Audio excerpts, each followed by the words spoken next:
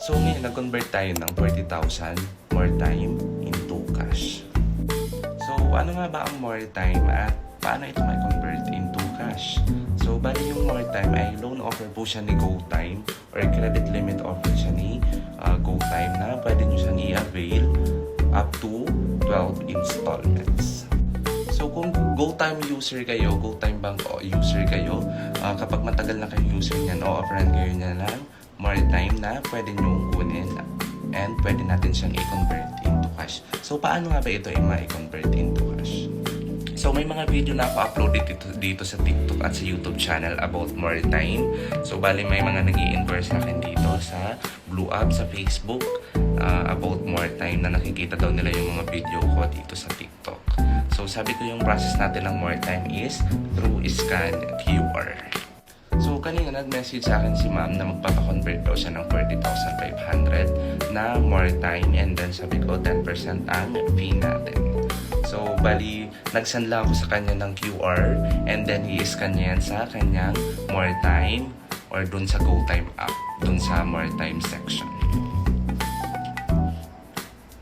So as you can see dito sa more time app, makikita nyo dyan may scan QR.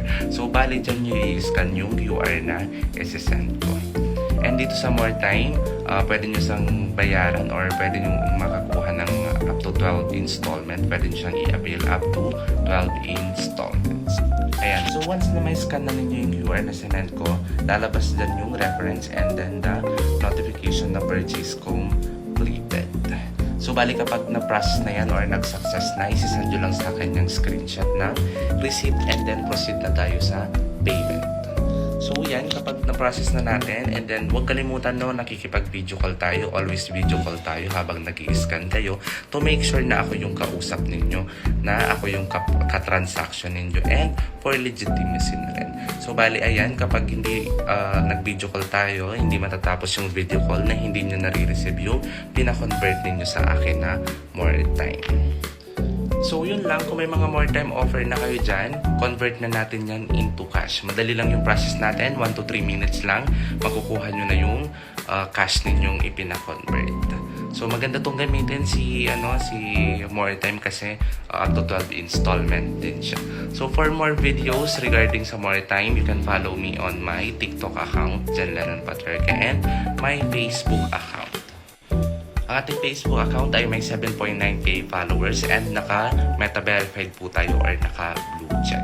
May YouTube channel din po tayo. Pwede nyo po akong i-stock doon. Nandun po yung mga videos natin ng mga pay later offers and more on about more time and other pay later offers.